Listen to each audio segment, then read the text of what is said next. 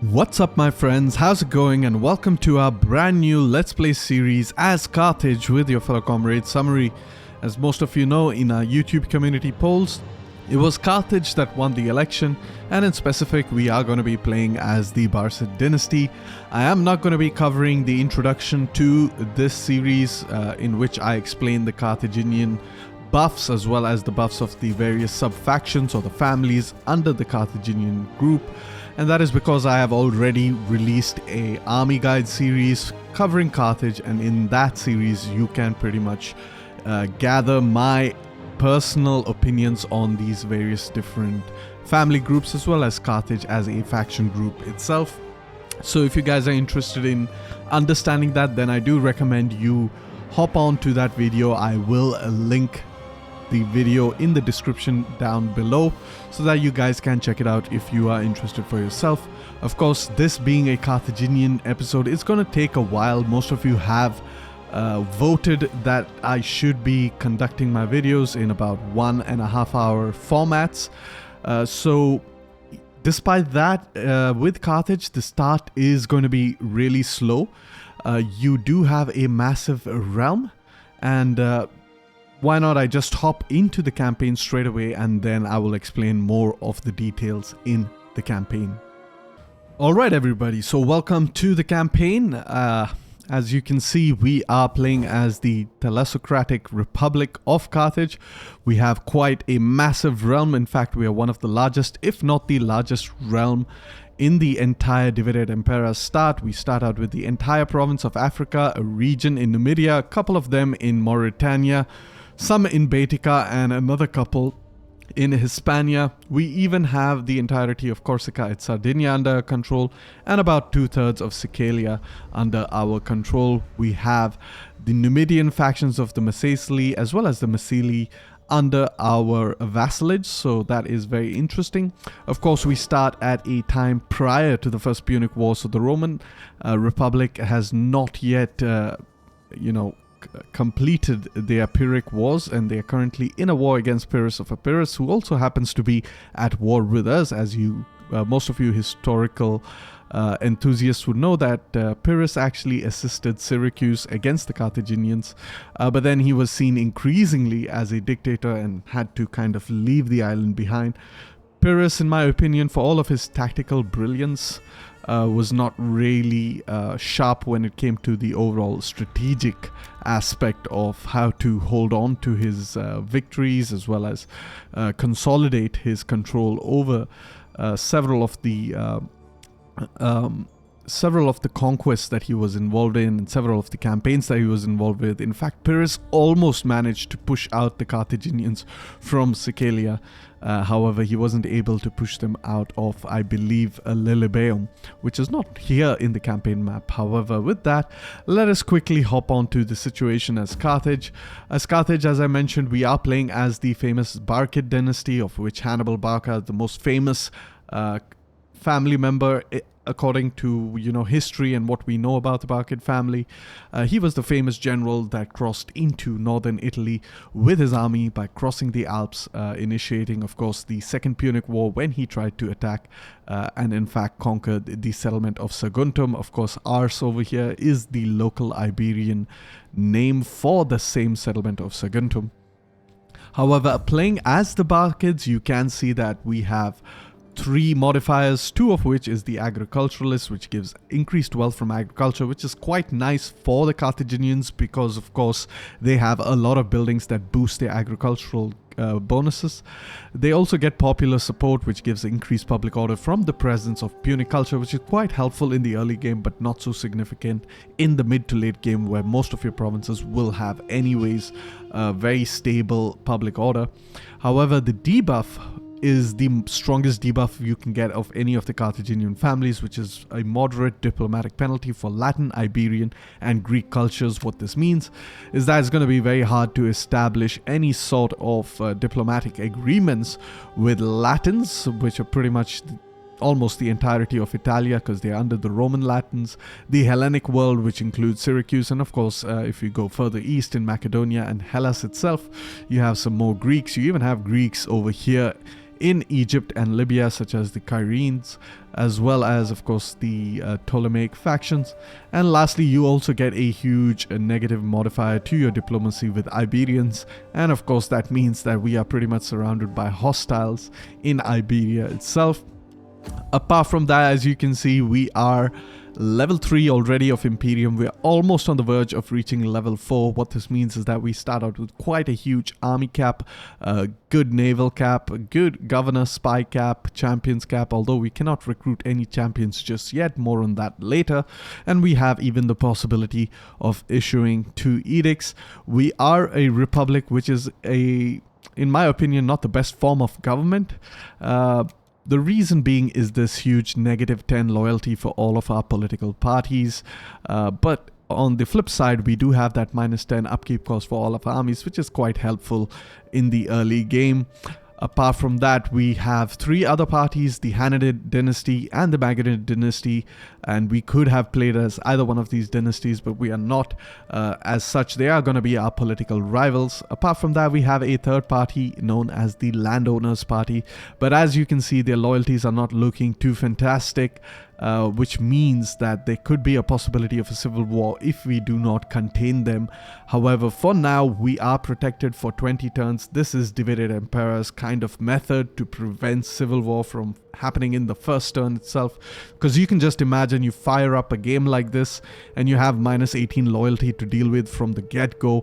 You're pretty much guaranteed to get a civil war in your first turn, and that could be pretty devastating for the Carthaginians in their first turn. As you can see, the landowners who are kind of rebellious own pretty much all of Corsica, Sardinia, as well as Sicilia, but we will try to resolve the situation.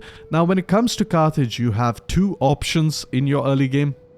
The first option is, of course, to be a little bit more expansionist, try to expand as quickly as possible.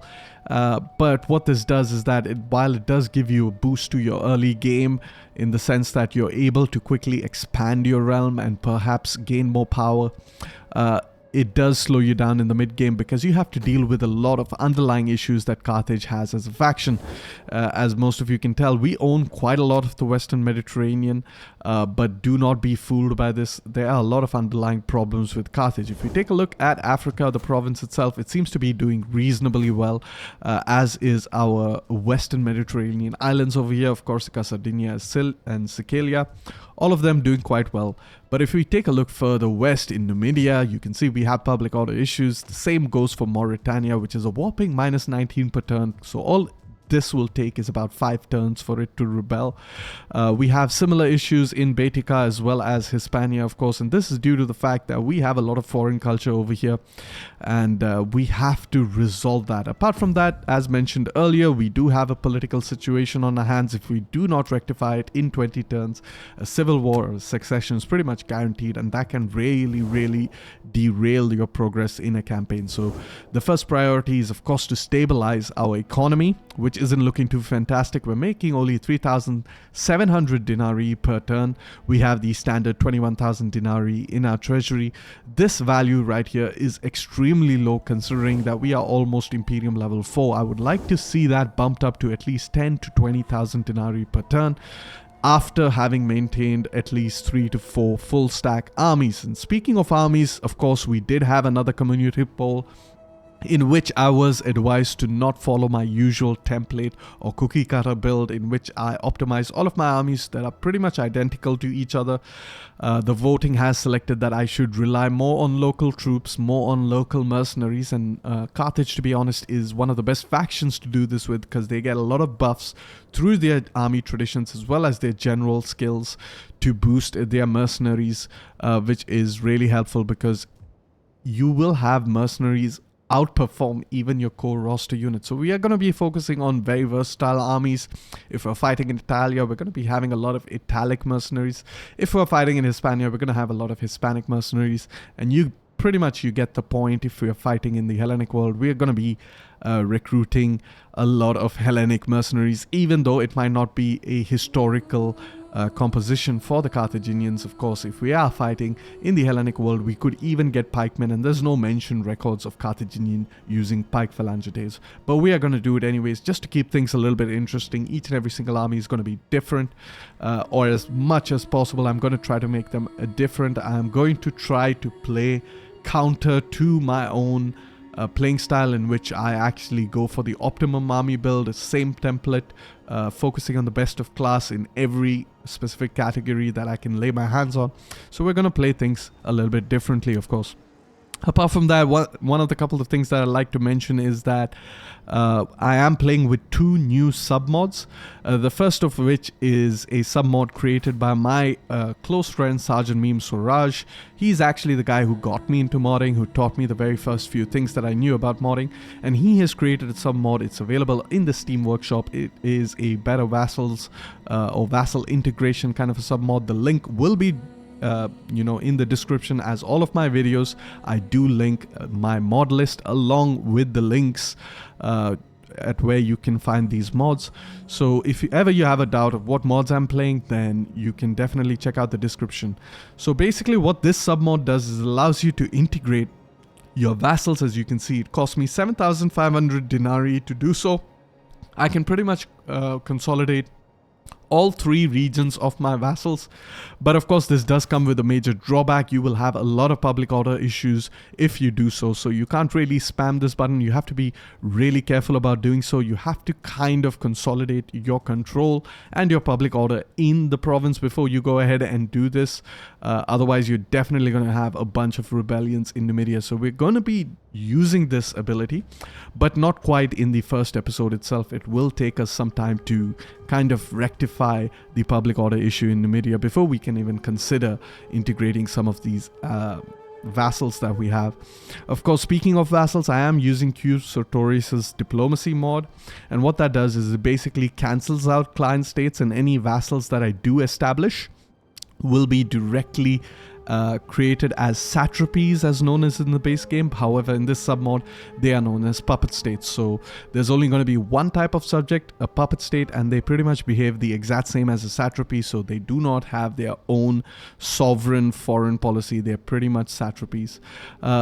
Speaking about Sergeant Meme Swaraj's Vassals mod, I do recommend all of you subscribe to it and test it out, because it is still in its early infancy. We are trying to add more features to this mod. Of course, we are going to try to add features like if I go ahead and release a faction, I should be able to vassalize it, as that would make more sense rather than releasing a military ally. So there are a lot of things we are going to try to attempt in this submod.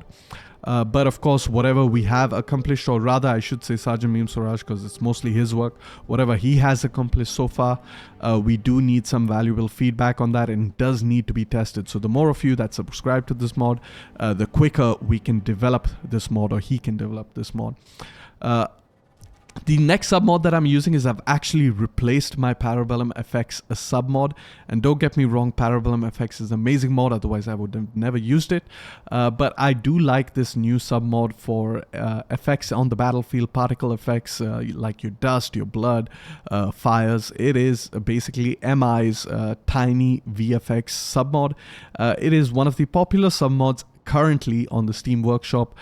So if you go into your Steam Workshop, you will be able to find the mod in the most popular at the moment, but you don't have to worry about that, because the link to that submod will be linked in my description down below. However, without any further ado, let us just quickly take a look at all of our characters. Since we are playing as a republic, we have to maintain our influence between respected in the Senate and balanced influence in the Senate. Currently, we sit at barely known in the Senate, and this is not absolutely horrible, but of course it can get better if we manage to hit balanced influence or even respected, which I prefer to be respected in the Senate, because even though some of the modifiers are a little bit not as strong as balanced in the Senate, you do get some extra modifiers on top, so that kind of counteracts that. Yeah, so The very first thing that we want to do when you start out in such a massive realm, I think, is you want to stabilize your situation before you can think of expansion, because you already have a lot on your plate. You have a lot to deal with. You have a lot of public order issues to deal with. You have to start specializing your provinces, which requires a lot of investment. You can quickly deplete this entire treasury in the first turn. It's in fact not going to be hard to do so. So you have to be very careful, and expanding your realm while you're doing this is only going to make things a lot more complicated. So as far as that's concerned, let us first take a look at our technology.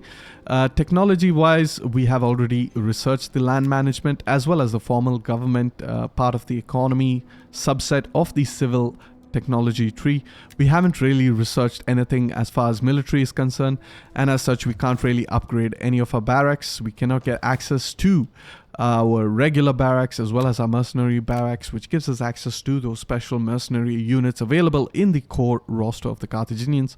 So quite obviously the very first thing I would like to do is get access to the highest level of mercenary barracks that I can get, and in the process I will be unlocking some of the citizen barracks that I can build. So I'm just going to call it citizen barracks because that's a lot easier than whatever this is. And of course mercenary is the same name as mercenary, so that's quite good. And of course, now that technology is knocked out of the way, speaking of characters and republics, I have noticed another thing in politics is that when it comes to republics, you want to keep your influence balanced, which means most of your armies cannot be entirely handled by your own dynasty, because then your influence will skyrocket and that will lead to some pretty nasty modifiers. So you want to balance it out by giving some armies to some of your political rivals, but you have to be very careful which character you select as an army leader. You typically want to give the party leader charge of the armies. So if we have 4 armies, then you want Gisco in charge of one, Mago in charge of the other, Himilcar, and of course Hannibal, your own party leader, to be in charge of the 4th army. And the reason you're doing this is because subsequent or down the line party members, if they have fought some battles and they have some rank ups, they can break away from their original party and create a new party over here. Of course, there is the limitations of maximum of 4 political parties that you have, and I do not want to have any more parties than I already have. As you can tell, the loyalty is quite of an issue, and of course if that 4th political party is going to come up with some random party traits that's going to be undesirable, then it's going to be just another problem that I have to deal with. So if you use the party leaders of the political parties or your political rivals, they will not splinter off since they can't, because they are technically the leader of the party that they are currently at the head of. So that kind of mitigates the possibility of creating a new party. Speaking of party, you can see our party traits quite good. We do have Patriot as a negative for the Hananid dynasty, but this for the most part is not going to be applicable. It's just basically -5 loyalty for every enemy army present within our realm. And if you're playing your cards right, you will not have to deal with this for a significant portion of your campaign. As far as the Magnates are concerned, you do have Populous, which gives a -10 loyalty for every level of taxation above average. Of course, we begin the game at average taxation. However, if I bump it up by, let's say, okay, that doesn't work. Oh, that's weird. All right. So if I bump it up by just a little bit, you can see that that has kind of increased their loyalty problems. And if I bump it up to the max, then of course they have the maximum disloyalty. But also at the same time, you could affect other parties' loyalties based on this modifier over here. So you can see all of our parties have gotten disloyal. However, due to the populist trait, it's affecting the Magonids way more than the other parties. So you definitely don't want to do that. But as you know, for the most parts of my Let's Play series, I play on average taxation, and when I in fact reach a stage in which my economy is absolutely beastly, I actually switch it down to the lowest taxation possible to maximize my growth rate, so I don't consider this to be too much of a negative modifier. And of course, the landowners parties does have a negative modifier, which is hate Romans, which at the moment is not ideal because we do have some diplomatic agreements with the Romans. But of course, as the campaign progresses, it's not going to be that much of a debuff because we're anyways going to be locked in a bitter struggle for supremacy over the Western Mediterraneans against the Romans. And then once we're done dealing with the Romans, then that modifier is no longer going to be applicable in our campaign, so we don't really have to worry about it for the remainder of this campaign. Next up, we are going to be engaging in diplomacy. This is one of the first things that I like to do when I hop into any campaign, because as you can see, our starting treasury is at 21,000 denarii. We're going to try to maximize it as much as we can by, offering out trade agreements to the various factions that surround us. We unfortunately begin with untrustworthy as our diplomatic rating. Couple that up with the fact that we have negative diplomacy with foreign cultures like Latin, Iberian, Greek culture. It's going to be a little bit hard to establish agreements with many countries. Of course, the Africans do not have any negative modifiers with us, so we go ahead and start allying the Africans as best as we can, of course. And then we're just going to keep doing this. We're going to go to the Nasamones next, try to get some money for it. So we're slowly trying to maximize our treasury by doing so. We might as well try with Kyrene. They reject, and I think the Ptolemies, they don't really like us. So yeah, they're going to be on low, so there's no point to it. We're going to attempt with Syracuse. One of the things that's in our favor is that we have a lot of resources, so factions are going to be more likely to accept a trade agreement with us. And there we have it. We have Syracuse, so Sicilia is more or less secured for now. We're going to try to do this with the Iberian tribes as well. Our major focus, of course, of this episode will be to consolidate our territory, stabilize our realm, and if we can capitalize on some of the divisions in the Iberian world, we are going to go ahead and start sniping out some of those settlements for ourselves. And that being said, of course, we are going to try to even initiate trade agreements with the Sessetani. But I don't really necessarily want to do so with the Idani because, of course, my reliability rating is pretty low. And I do consider them to be one of the first targets that I want to go for, because as most of you know, I have mentioned in my previous videos that Hispania has the potential to be a really massive economic province, and I want to quickly consolidate my control over Hispania. Currently I hold Mastia and Ibosum, which is 2 of the 4 regions within the province of Hispania. Unfortunately, attacking the Idani is not going to be easy. That is because, of course, we don't have a lot of armies over here. In fact, as Carthage, we only have 3 armies. They're really small armies. One in Carthage, one in Panormos, and the other one over here in Mastia. But more importantly, the Idani are actually in a defensive alliance with the Arvaci, so I do not want to get dragged into unnecessary wars. I really want to focus on my objectives as quickly as I can. But thankfully for me, Iberia is really fragmented. A lot of these factions end up declaring war against each other. 9 out of 10 times the Idani and the Sessetani actually end up in a war against each other. And based on that situation, I can capitalize, because if the Sessetani move towards Saguntum, or Ars as it's known in the local dialect, or the Iberian dialect, then I can intervene and take them out with our numerical superiority. However, on the flip side, if the Idani venture forth into Tarraco, then they are leaving Saguntum undefended, which means I can still move in and take out Saguntum. And in the end turn, if they do not manage to capture Tarraco, they'll be on the back foot. They'll eventually be wiped out. But if they do manage to conquer the settlement of Tarraco, they will be extremely weak, which means I have the opportunity to invade even into Tarraco. So it's a win-win situation for me all around. Very quickly take a look at some of the other diplomacies. Just make sure that we have established trade agreements with everyone. We could technically even establish a trade agreement with the Idani, but as I mentioned, I am not interested in doing so. I want to be as quick as possible in terms of invading them. That being said, the next thing we need to focus on is actually our dignitaries. We cannot really recruit champions because we haven't yet researched the technology, but we are in the process of doing so. So in about 3 turns, we should be able to access our very first champion. For now, the most important thing is to get a dignitary in the province of Africa. Africa is going to be our major focus because we do want to make Africa into a economic province as quickly as possible. It is the only province, with the exception of course of Corsica and Sardinia, but Corsica and Sardinia is nowhere comparable to the potential of Africa. Africa is one of the provinces in which we have complete control, so we can actually build up our economy to quite a sizable amount. And there you have it. You can see our income per ton has increased quite dramatically. We're making about 50% of our taxes in terms of our trade revenue, and that's why establishing diplomacy in the early game is so very important. So we have a dignitary over here. We're going to focus on Africa, and one of the things we want to do is definitely rectify the food situation. We're making about plus 11 food per turn, which doesn't seem bad, but when we go ahead and upgrade a lot of buildings, we are going to be eating up our food supplies.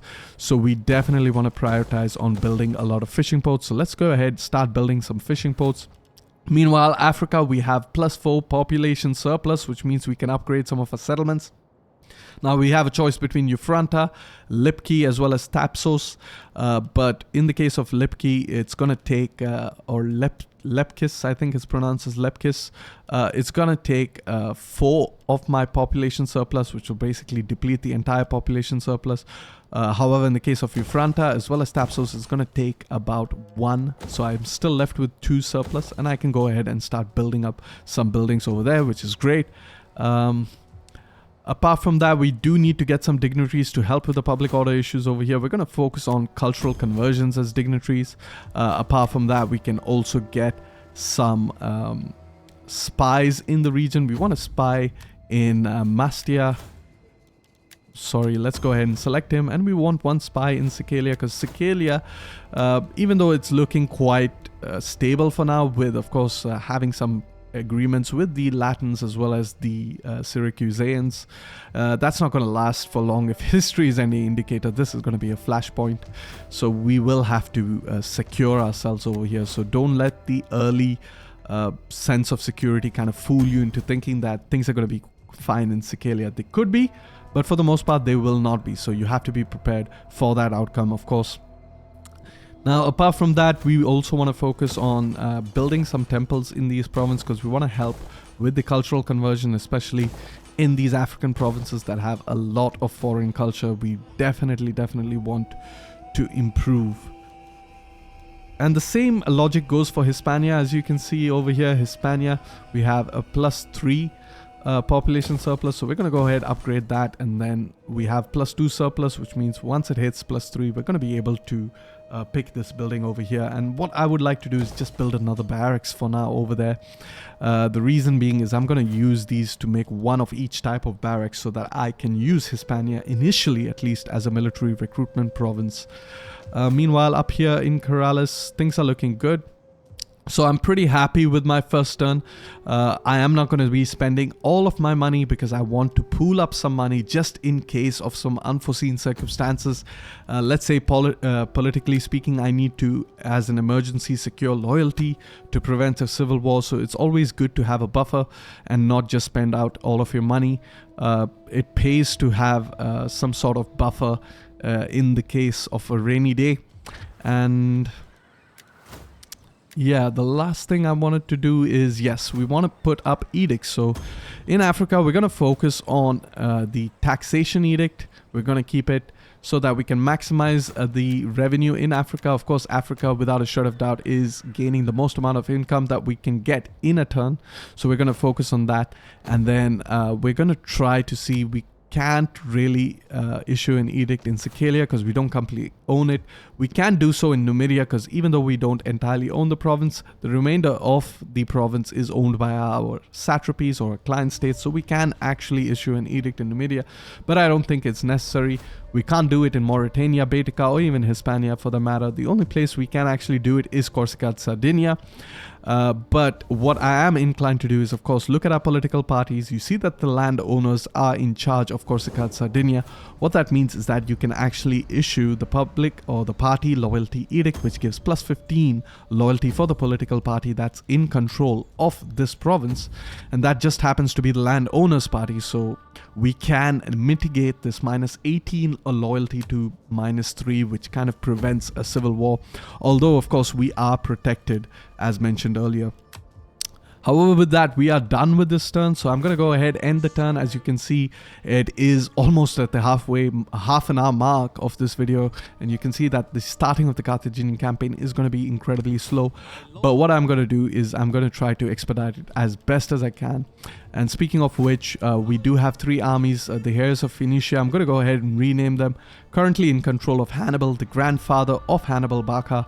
And of course, we do have Gisco of the Hananid dynasty all the way in Mastia or Carthago Nova, and we have the Magonid leader of Mago himself in Sicilia. What I would like to do is I would actually like to put the Barcids up in Spain and bring the Hananids back in Carthago and leave the Magonids up in Sicilia, or maybe vice versa, but definitely want to get the Barcids all the way in Hispania, because historically they were responsible for Carthaginian expansion in Iberia.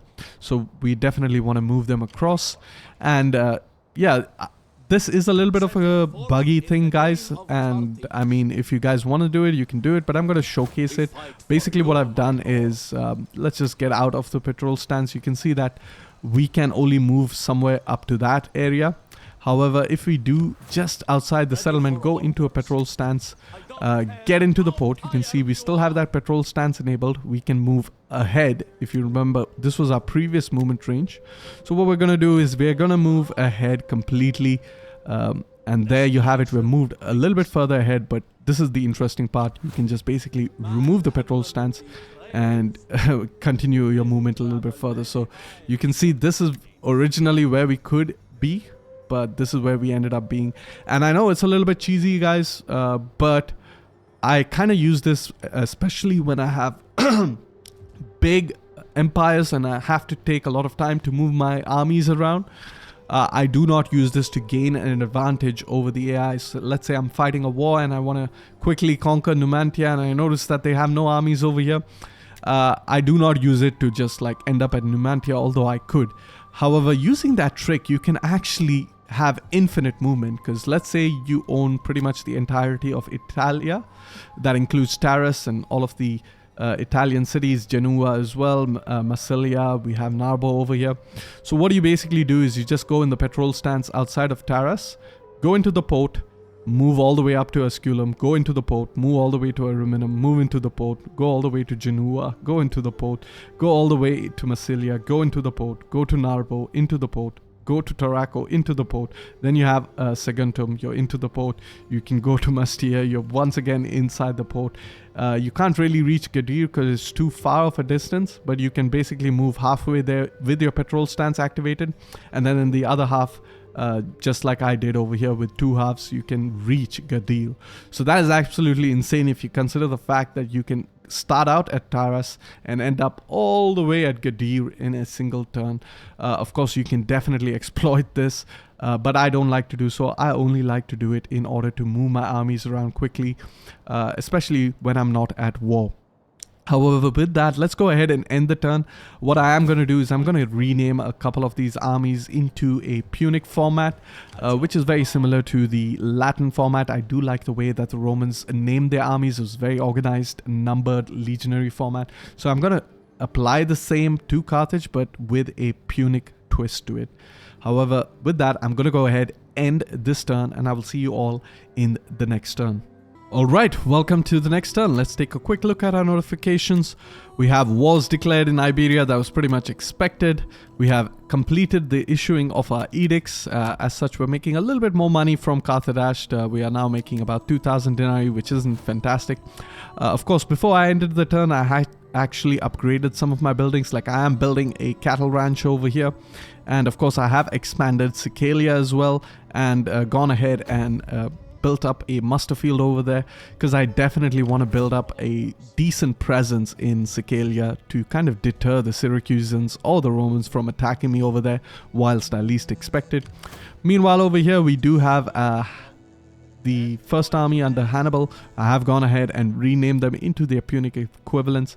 We are going to try to move as quickly as possible towards Iberia, transfer off all the troops from Saba 3 Gisco to Saba 1 Hannibal, and then move this character perhaps all the way towards Gadir to help with the public order issues over there. Speaking of public order issues, let's go ahead and deploy our dignitaries. We have one dignitary now helping with the cultural conversion of Tingis.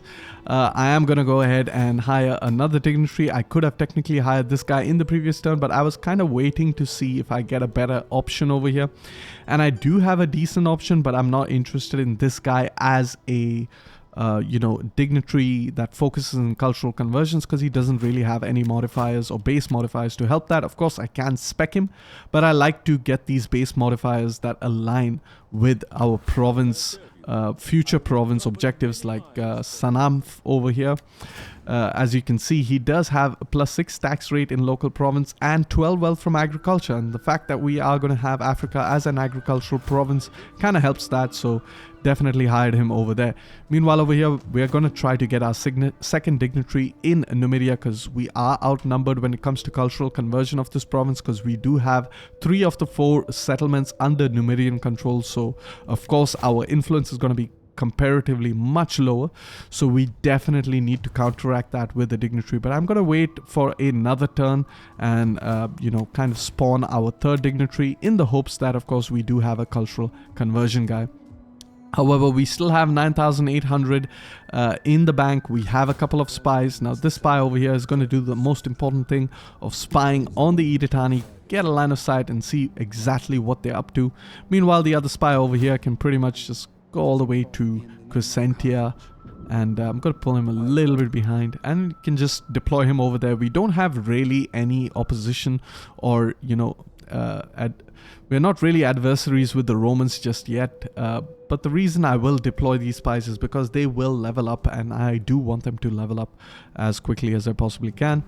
A quick look at our provinces again, see if we can do anything. Yes, one thing we did do was issue the edict over here that helps with the loyalty of the landowners, and there you have it. You can see the loyalty has been bumped down from -18 to -3, so we are no longer under any threat of civil war once this protected status wears off. Of course, we have to deal with the Magonids at -10. I would like them to be in the positive. In fact, I would like all of these guys to be in the positive. However, if the worst case scenario happens, I can simply secure the loyalty for +10 for 5 turns by just spending about 1,164 denarii, which is why it's important to maintain a reserve of treasury, especially in the early game, especially as Carthage.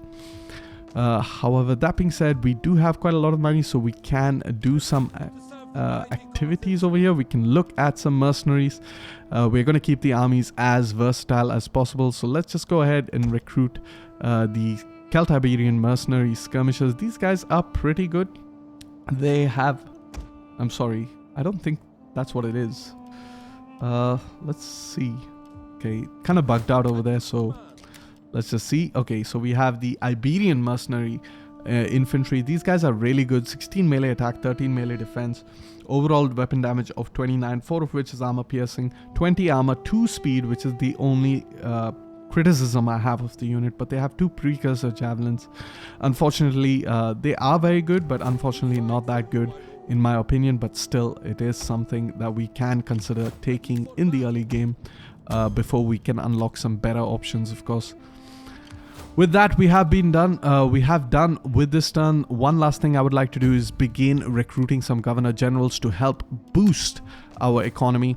And speaking of governor generals, as I mentioned, I'm not going to be selecting the leaders of political rivals as governor generals. I'm going to be using them as army leaders so that I can keep my influence more or less balanced without going too lopsided into my own influence and incurring some negative modifiers. So what I actually have to do is actually hire new politicians. So let's just take a quick look at that. We have 3 options. Masinton of the Landowners Party, -5 success chance for hostile actions, +1 cunning, not that great. Hananid Dynasty over here, we have -10 religious building construction, +2 morale for all units, not that great. Meanwhile, we have our own candidate from the Barcid family, Makal, and he has +1 growth per turn, -5 construction cost, so he is definitely the best pick. Unfortunately, we do do lose a little bit of influence from hiring him, but we are going to go ahead and use him as a admiral governor. So let's just go ahead and select him and raise a fleet. We're going to select the Scorpion Triaries. That is the cheapest option as far as maintenance is concerned, and it doesn't cost money to kind of change an option. So there we have it. We are going to deploy him into the port of Carthage, improving the public order of the province. But as you can see, it does consume some food, so that is why we have to prioritize on our food generation as quickly as we possibly can. With that out of the way, we can go ahead and end the turn. But one final thing I do want to do before I go ahead and end the turn is that we can actually upgrade the settlements over here. And I think the important thing to do over here is to actually focus. Like, we're not really making any food in Corsica, Sardinia, so I'm not entirely sure if I should be taxing it for just 399. Yeah, so I think what we can do is just, I guess, dismantle this building. It does give 4 food, which is actually quite a lot. It's equal to the farm, so I don't really see the point in this progression. So we're going to retain that, but what I definitely want to do is start building up a weaponsmith or a shield master to help our troops a little bit in the early game. Let's go ahead, end the turn, and I will see you all in the next turn once I get, or in the future, once I get Hannibal all the way towards Mastia. And it's really confusing calling him Hannibal, although he's not the Hannibal Barca. He is the grandfather who had the same name as his grandson. Alright guys, so welcome a couple of turns into the future. I have gone ahead and ended a couple of turns. We have Hannibal in the sea over here. I didn't really care about that naval attrition because I know in the very next turn I could have moved all the way towards Mastia, and that's exactly what I'm doing over here. We're going to move him out and into the settlement, transfer over all of the troops from this army of Gisco, and then start moving Gisco towards Gadir. We do not want to disband him because we want to maximize, of course, his ranking up, and at the same time we do want to counteract public order issues in Gadir. Next up, we're going to take a quick look at our political hires, if we can hire anyone interesting. Wow, this guy is interesting. He's a Hananid dynasty, but he does have +5 wealth from agriculture and -10 cost for building agriculture. So let's just go ahead, hire him. You might see that we don't have a lot of treasury remaining, but we're going to chill for a while. But let's just go ahead and get him, and we are going to raise yet another fleet that will consume a little bit more food. As you can see, food is on the decline, but it's very important to get some of these governor generals out as quickly as possible.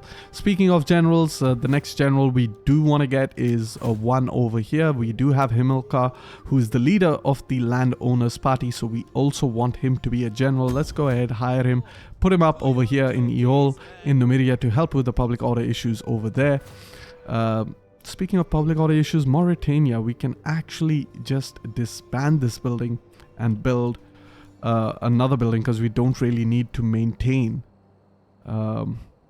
another barracks over here. I don't think that's necessary. However, we're going to also check to see if we can get another cultural conversion dignitary. Unfortunately, we can't, so we are going to be focusing on getting an economic dignitary instead over here in Mastia. There we have it. We're almost done depleting our treasury. We can also, since we have completed our research of logistics, we can also gain access to champions. So let's actually go ahead and try to secure a champion for Hannibal himself. I do like this guy because he gives that -4 upkeep cost reduction, so let's go ahead and get him. Our treasury is looking a little bit low, but we're going to sit a couple of turns and kind of wait for it to build up a little bit more treasury. But before we do that, we have to take a quick look at our public order, which isn't looking fancy in a lot of these provinces. As you notice in Corsica and Sardinia, you can see that we are starting to lose Punic cultural influence, even though we started out at 100. And that is because we have the introduction of Italic culture as a local tradition, which kind of rivals our own local tradition of Punic, which is rather unfortunate, which means we will keep decreasing our Punic culture over here until we hit the 50% mark. But it's not that concerning as far as our public order is in the positive. So yeah, let's actually go to the public order, maybe just maybe we can go ahead and marry off a character over here to help with the loyalty. And that's pretty much all we can do in this turn. That kind of slightly boosts his loyalty. But what I'm going to do is I'm going to use this character to organize games to improve the public order in some of our provinces. Excuse me, in order to help with this loyalty, of course. That being said, we're done with this turn. I'm pretty much going to end this turn and progress into the future. What we really want is for a war with the Idani and the Sestani, and that has happened.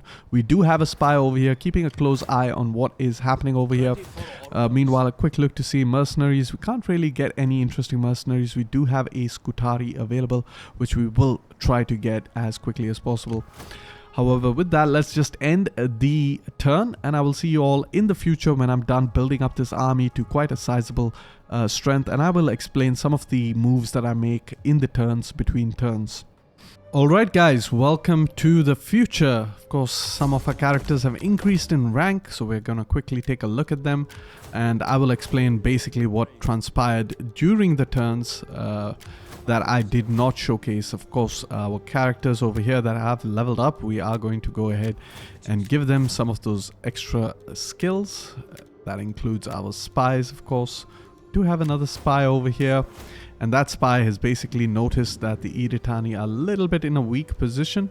However, I do not know if they are nearby over here, and they are quite nearby, so that is rather unfortunate. We just need to move our spy a little bit behind. Hope for this army to go ahead, attack Tarako, and then in the next turn we can try to attack them over here. As you can see, we do have one army that's completely full, very random composition. We have a bunch of mercenary units, a bunch of AOR units, of course some of our own citizen troops as well as our Libyan troops. So very interesting. Our economy is starting to dip a little bit because of course we are maintaining that army, but we should be able to counteract that as quickly as we can, and we level up some characters. Of course, I have gone ahead and hired some governor generals. We have an admiral general sorry, admiral governors rather. We have 3 admiral governors right now taking charge of course the improvements over here in Africa, and we're focusing on improving Africa. As you can see, we started out with 1900 denarii per turn, but we are now at almost 4000 denarii per turn, so we almost doubled our economic output of Africa, and we haven't even leveled up Africa to a sizable degree, but we definitely want to keep pushing up our potential over here in Africa. As far as other provinces are concerned, we're slowly stabilizing the public order issues everywhere. We do have negative public order issues in several of our provinces, but we are increasing as far as public order per turn is concerned, so I'm not too concerned of our public order. What I am concerned is the landowners party is back down to minus 16 loyalty, which means in about 11 turns, if we do not rectify this situation, they can end up in a civil war against us. The thing is, our influence has fortunately and unfortunately increased. The increase kind of gives us better modifiers, but what it does is it also takes away land from the landowners, and now they no longer own Corsica and Sardinia, so I can no longer issue an edict over there that will help contain their loyalty towards us. So I have to do something that's a bit more proactive as far as loyalty is concerned, and one of the things I can do is hire yet another admiral general over here. We do have this commander over here. Let's go ahead and recruit him. Unfortunately, we do not have the limit of fleets in order to do so, so what we are going to do is we're just simply going to hire him as, of course, a governor over here in Ufranta and deploy him over there, not into the port but rather into the settlement itself, and that should help a little bit with our public order issues. Apart from that, we are going to marry off the leader of the landowners party and send her to basically improve loyalty.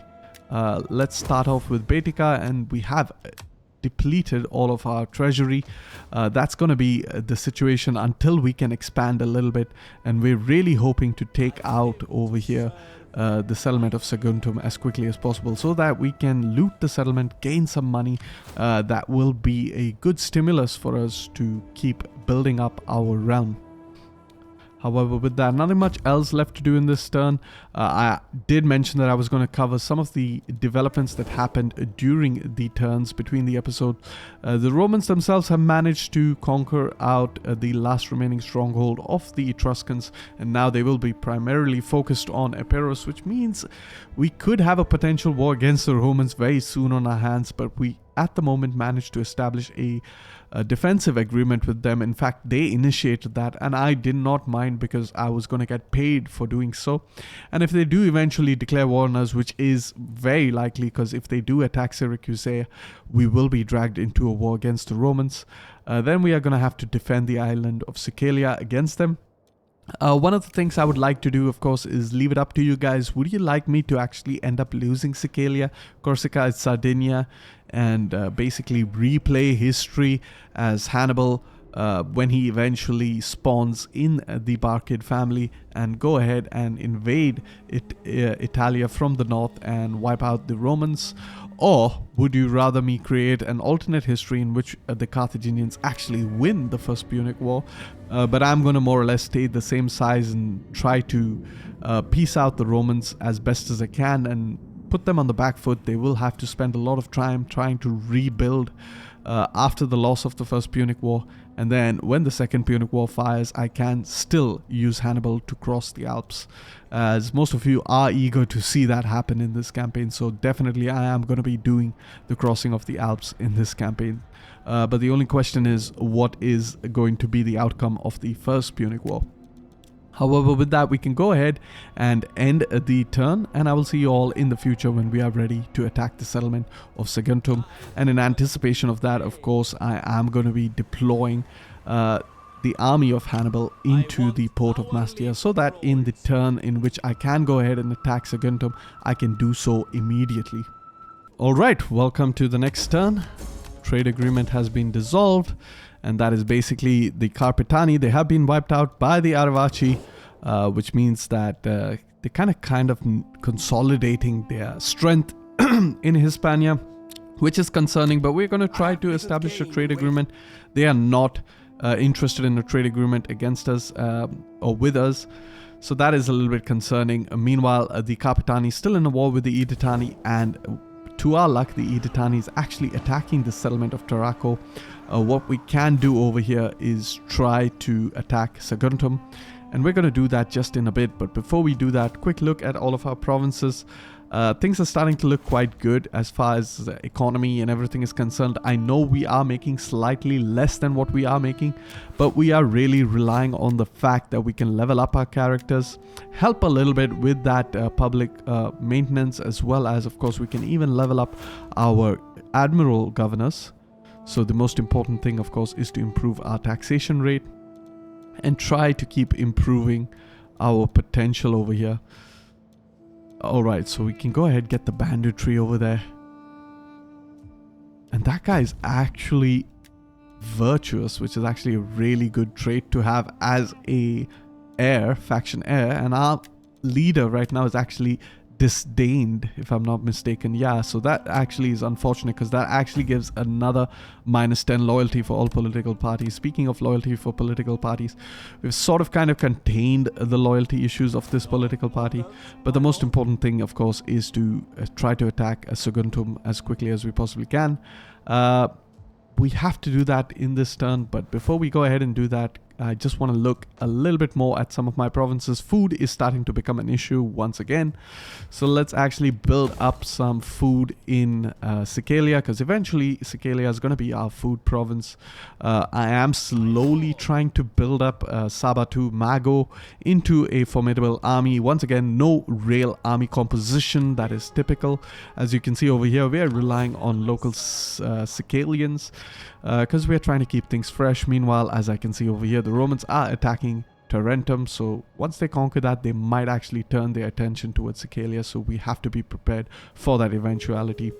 However, without any further ado, let us go ahead and actually attack the Idani, and we are not going to do it directly because we do not want to join a war against the Aravaci. Instead, we're going to offer the Sasitani if they would like for us to join the war against the Idani.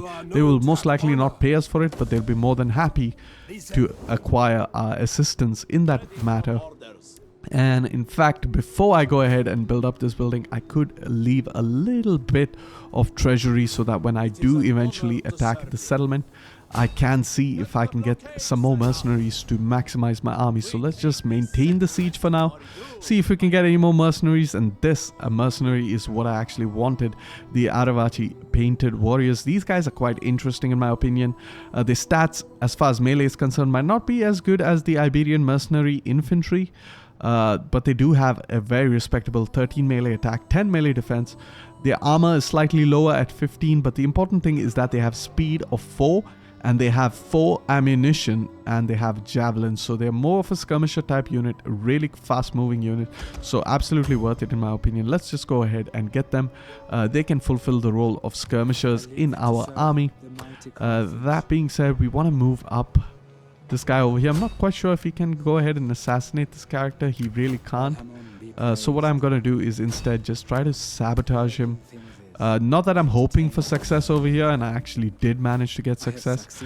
The reason being is I actually want to keep doing actions that will improve the experience of my characters so that I have a better chance of assassinating characters in the future. However, that being said, let us quickly save over here, hop into our very first battle. It is against the Idani. It is against Saguntum, the settlement that actually Hannibal tried to conquer, and he did manage to successfully conquer Saguntum, but that actually ended up triggering the Second Punic War. We are doing it a little bit ahead of time, in fact way ahead of time as far as this campaign is concerned. Alright, welcome to the Battle of Saguntum with Hannibal over here, the grandfather of the great Hannibal Barca, leading the Carthaginian army. Of course, we have arranged our troops in a very similar formation to what we always roll with. We have our core of hoplite units, our Libyan phalanx units, supported by our Carthaginian citizen phalanx units, of course.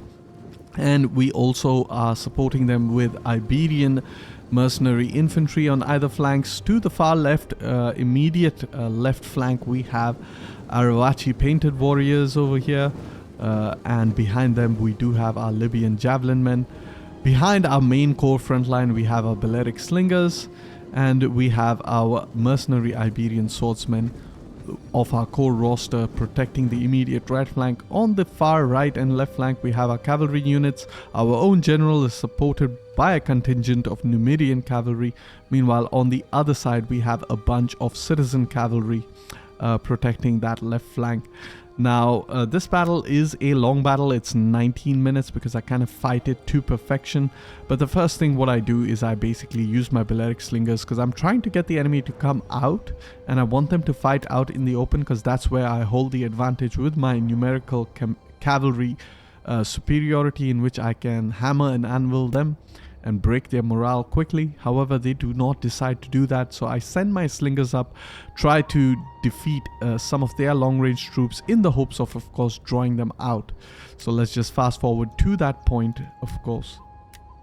Alright, so as you can see, I have arranged my Balearic slingers over here. We are going to try to move them forward in an attempt to hurl their slingshots into the enemy missile units to entice them to come out of the settlement and attack us. Of course, as you can see, we are using the new FX submod, which is really nice submod in my opinion, and I do highly recommend it. Check out the link in the description. But as you can see, there we have it. We have a projectile of our slingshots being fired into the enemy slingers. These guys, they're pretty decent, but they're not going to be as good as our Balearic slingers, so they're going to start to take a lot of casualties real quick. You can see a hail of missiles just pelt them, and yeah, very soon they should start to take some casualties. In fact, they've already lost some men over here, which I find to be very interesting. There you have it. We're going to get rid of one of these missile units, and then we're going to take care of the other missile unit. They have a third missile unit all the way in the back that kind of prevents me from attacking them because they are out of our range. But over here you can see very quickly this unit has started to waver. Meanwhile, our own slingers haven't taken a lot of casualties because the Balearic slingers, apart from having a range advantage, missile damage advantage, also have 8 armor, which makes them really good at taking enemy missiles.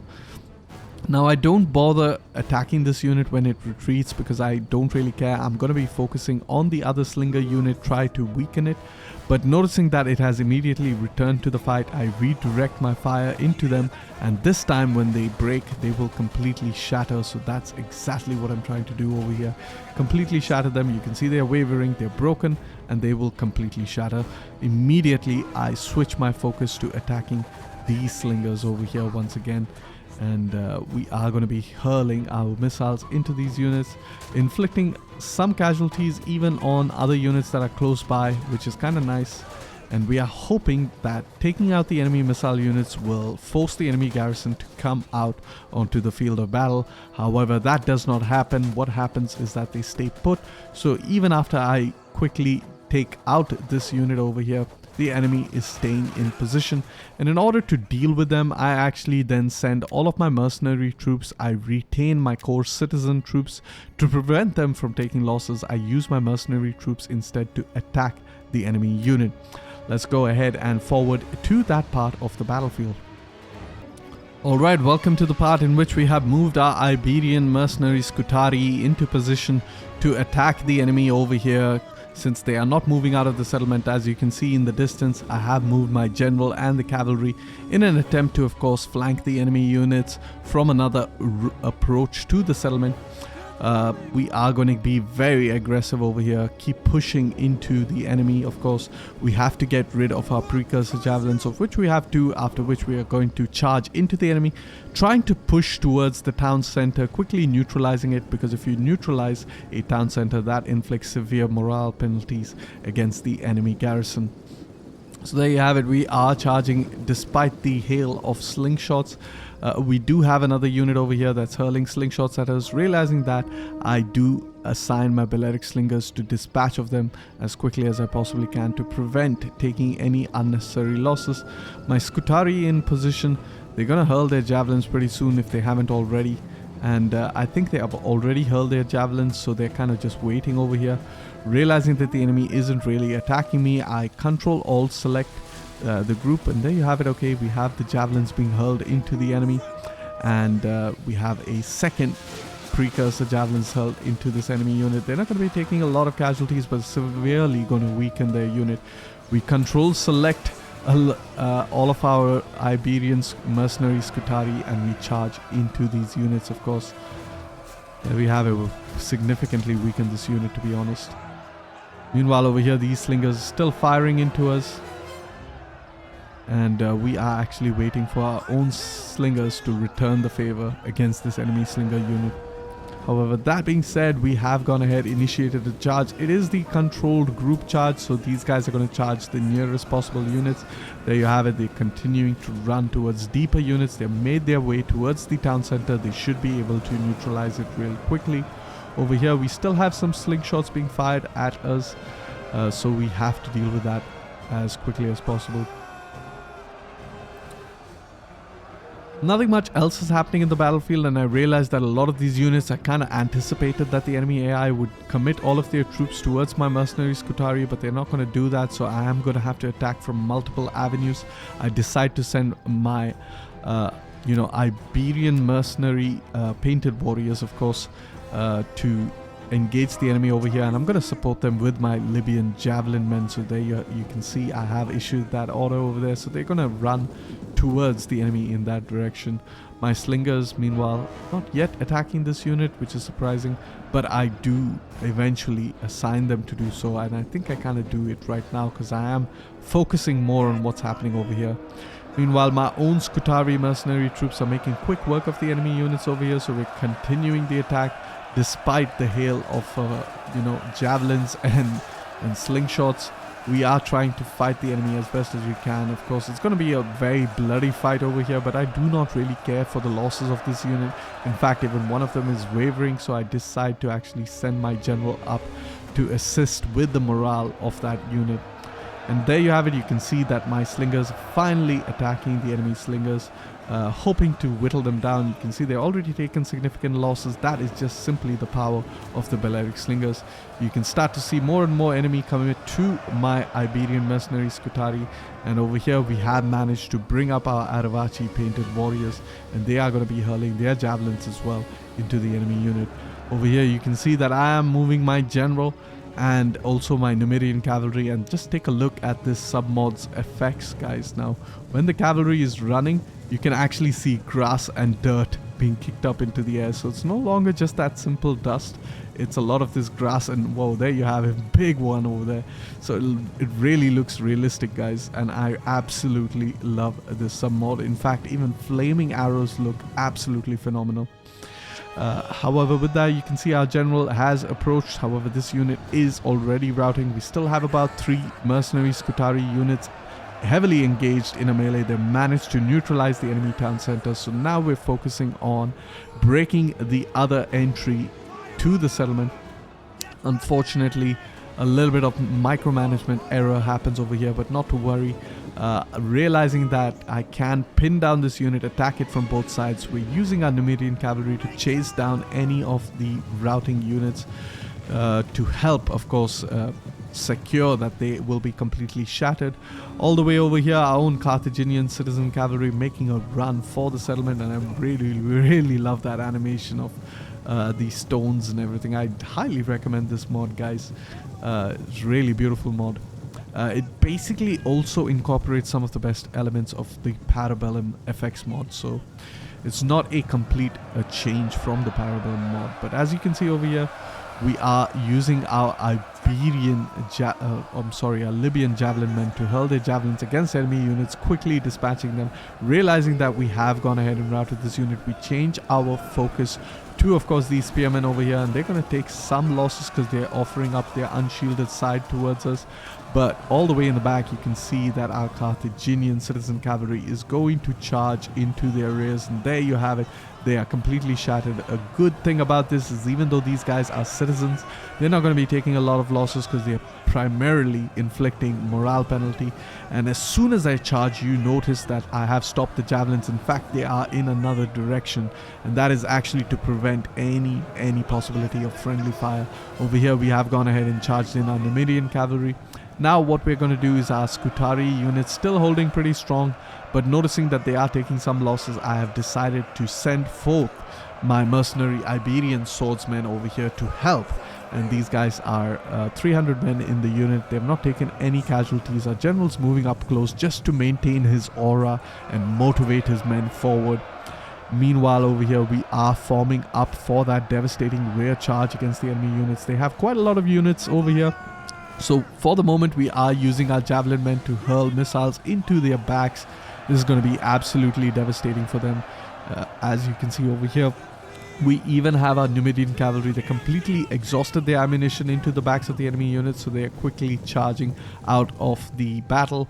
Meanwhile, we are lining up our Carthaginian citizen cavalry, just preparing them for that rear charge that I hope will break the entire enemy formation. And as you can tell with the time down here, it absolutely does the intended effect. So we take no casualties. We managed to get a massive charge over here, pretty much rout the entire army, and with that we have won our very first battle in the campaign against the Idani, and we have just one more step closer to unifying the entire province of Hispania. Alright, and there you have it, our very first battle against the Idani. We have won very decisively. We predominantly used all of our mercenary troops because that will help with replenishment in, of course, the turns going ahead. And they actually performed quite well, but they're going to be a lot better once we actually gain some army traditions and general skills. With that, we hacked down the garrison of ours of Saguntum, leaving the Idani in a difficult, precarious position in which, of course, they have to conquer Torraco. If they do not, they will be in severe problem. However, as for the fate of ours itself, we are going to go ahead and loot the settlement. We could sack it, honestly, and I like that. because we are going to attack it once more.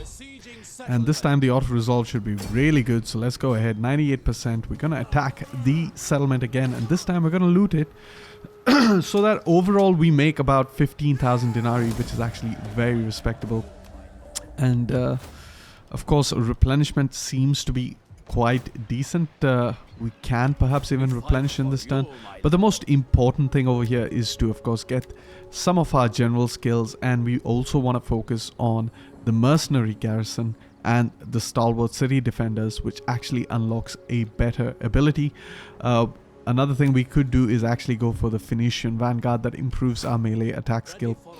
So as you can see already, we have managed to bump up our Iberian mercenary infantry all the way from 16 melee attack, 11 melee defense to about 18 and 13. So that is very significant improvement, of course. We are going to go ahead and repair some of the buildings, dismantle the buildings we do not require. And just like that, we have managed to consolidate our rule in Hispania a little bit better. But the most important thing is we have to also take out the Aravaci, because they are going to be incredibly hostile towards us, because they are kind of in a good term of a relationship with the Idani. Of course, I think they still count as a defensive alliance with the Idani, so that could be a little bit problematic. However, with that, what we can see is that if we have actually upgraded into the next Imperium level, I do believe we have, so we can actually go ahead and disband this guy. We do not need him, but in the next turn we're going to re-establish him as an Admiral General. And speaking of Admiral General, we can go ahead upgrade this port over here. We want to build a slave trader over here, just help our economy a little bit further. We have to maximize our economy as quickly as we possibly can. With that, we can go ahead and end the turn, and I will see you all in the future, of course. Hopefully the Idani will try to take out Turaco. They won't be successful, and they will be in a very weakened state after that, and we don't really have to worry about them. We can start to focus our attention towards, of course, the Aravaci by conquering Numantia as well as Iplkea. Alright guys, welcome to the next turn. Banditry, missing taxes, starting to look quite decent as far as economy is concerned. Unfortunately, our political situation is declining further, which is rather concerning. We are going to try to resolve that as quickly as we can. We still have about 10 turns before, of course, our protected status runs out, after which we will have problems if we do not attack. Meanwhile, the Iberians over here have kind of lost that engagement, which is great, which means we should be able to replenish in relative safety over here. We are going to go ahead and dismantle this settlement. We do not require it anymore. We can convert this into a trading port, I believe. We should, but we should really focus on improving our food, to be honest. But for now, you know what, I'm just going to dismantle it, and I'm going to build a silver mine over here that will help our economy just a little bit, because we really need to push our economy in order to recruit some troops, of course. And over here we can recruit some of these subjects, because we have to basically build up our strength over here in Sicilia, because of course the Romans have taken out Tarentum, which means they will attack us soon enough. We have a character over here that's leveled up. Let's go ahead, give him some abilities that will help with the economy over here in Africa, and we can even in fact promote him, which will help with the loyalty. But the most important thing is, of course, promoting some of these other characters. Speaking of other characters, we want to re-establish this guy in, of course, Africa. And in order to do that, we have to cancel up one of our recruitments. Go ahead and raise him up as a fleet. We have to in fact cancel several more recruitment slots. Let's go ahead and raise him up as a fleet. There we go, raise a fleet. Dock him over here in Ufranta. That's going to consume a bit more food once again, but now I'm pretty happy with all of our governor admirals over here in the province of Africa, and we can slowly but surely start to boost our production in Africa, making Africa into quite a formidable economic province, especially in the early game.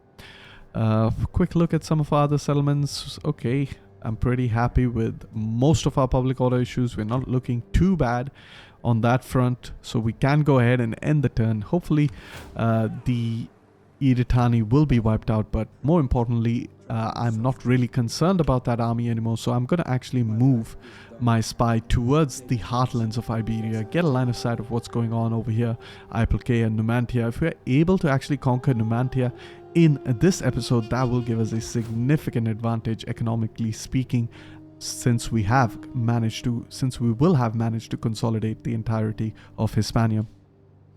Alright, welcome to the next turn. Magna Graecia has been secured, unfortunately, which means the Romans will soon try to attack us. Over here, we want to level up this dignitary to help with our commercial improvements. Meanwhile, a veteran has also improved, so let's actually give him some abilities. They pretty much the typical abilities. The Idani have been wiped out, which is great. The Aravaci have declared war against the Cantabri, which is also great because the Aravaci being distracted is exactly what we kind of need in order to further our conquests over here in the region. We're just about a turn away from completing our recruitment over here. Economy is looking pretty decent, but our food situation is pretty bad, so we have to go ahead, build up some ports, and now that we have done that, we can go ahead and recruit up some hoplite units because we want to maximize our defense of Sicilia as best as we can. Apart from that, quick look at our political situation, starting to improve a slight bit, but not too much. What we desperately need is for some of these characters to level up. We're going to go ahead and promote them. We have about one turn left for mercenaries to be completed, after which we can build a level 3 mercenary camp, but I don't think that's necessary, especially this early into the campaign, because we're not going to be able to sustain some of these more expensive mercenary units. It's kind of nice that we will get access to the Balearic Slingers as well as the Gaysite warriors, which I kind of like, and the Iberi Scutari are not bad themselves. But most importantly, what we need to focus on next is I would have liked to go down the construction tree, get access to my sanitation buildings. Unfortunately, I think the priority is, of course, going down legal institutions so that we can maximize the loyalty for our political parties. As you can see over here, if we get temple tax researched as well as legal institutions researched, we will have +8 loyalty because we have +2 +6, which is cumulative, and that +8 loyalty will really help counteract this loyalty issues that we're facing. We have to also be a little bit careful, retain a little bit of treasury in case this protection wears off, which has about 8 turns to wear off. So we will definitely have researched at least temple tax, which will increase their loyalty by +2, but that's not enough to prevent a civil war, so we will need some additional funds in order to secure loyalties and prevent them from splintering off. Over here in Saguntum, the thing is that we still do not have a population class to help boost our replenishment, but we don't really care. We can sit here for a while. We have to sit here anyway, and eventually we're going to have to attack Iplke and the Aravaci. But the good thing about the Aravaci is that they are at war with multiple factions. Even though they are defensively allied to the Tertutani, they're not going to attack us because they are kind of in a war against these two factions, and we can use these two factions in order to join the war against, of course, the Aravaci. That being said, let's go ahead, end the turn, and I will see you all in the future, of course. Alright guys, so welcome to the end turn, and it's a couple of turns in the future, and of course the Romans have declared war against us, which is rather concerning. We are absolutely not prepared for this, but we are going to be fighting the war regardless. All of our allies join on our side, which means the Romans, they have pretty lot of armies over here. Defeating them in a war is not going to be that easy. We are also in a little bit of a situation in Iberia. Considering that the Romans have declared war against us, it makes no sense to continue this war against the Epirot faction. So we're going to see if we can actually get the most we can out of this faction as far as payment is concerned, which will help boost our economy a little bit. But the important thing is, of course, we have to prevent the Romans from attacking us.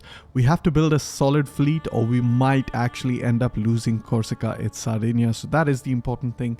When facing the Romans, they could launch a naval invasion of Corsica and Sardinia, and we don't really have the resources to fight the Romans. We are really on the back foot over here. Let's go ahead with economic intent. In the next turn, we are going to be trying to maximize this. So things are not looking too good for us at the start. Of course, we have some generals over here that are leveled up. We can go ahead and give them some abilities. The main drawback is, of course, the Aravachi. They seem to be in a very strong position. There's no real way to attack them. They're at war with multiple factions, which is a good thing for us, I guess. That should keep them a little bit busy for the time being. But we are hoping for a lot more to happen over there so that we can actually use Hannibal against them. Now, all the way over here in the east, the real problem is obviously going to be the Roman faction. We're going to have a line of sight of what exactly is going on over here. Right now, they don't have any armies in the region, but the most important thing to do is, of course... I actually selected the wrong attributes for this guy. I made him into a governor general. Right. I guess I can use him as a governor general, so I might as well just do that. Let's just go ahead and disband him real quick, because he's not really that useful over there. I could have retained him, to be honest. But what we want to do is hire yet another politician that will help with, of course. And we can go for... Loyalties is looking quite fine, so I'm pretty happy with that. But we want to start building up a fleet, and this guy is not the best option for that. I guess we can go for the Hananid dynasty character over here, Batos, and we can start recruiting him up at Carthage itself. This is considered the African Sea, so we can reinstate him over here, I guess. Nope. We want to build up a fleet. And we're actually missing out on a fleet slot, which is rather unfortunate. So I guess we have to disband this guy once more and actually recruit him as a governor general.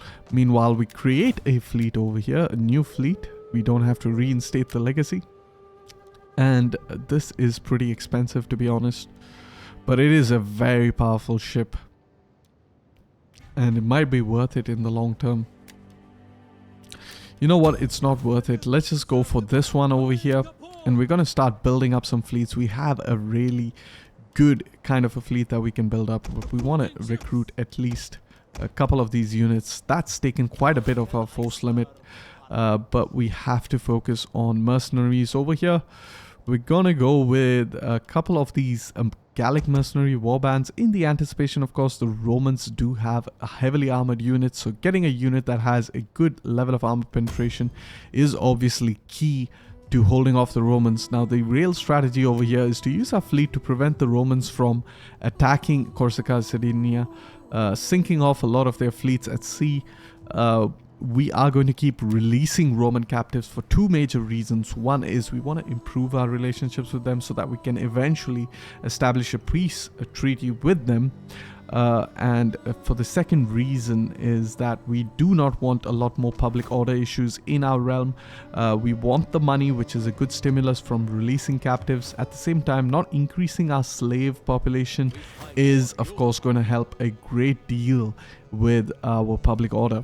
So that is going to be the strategy against the Romans. But speaking of the Romans, do let me know what you guys want me to do with them. I am going to open up a voting section for the Romans, especially considering that this is the first Punic War that we are in against the Romans. They have control of the entirety of southern Greece.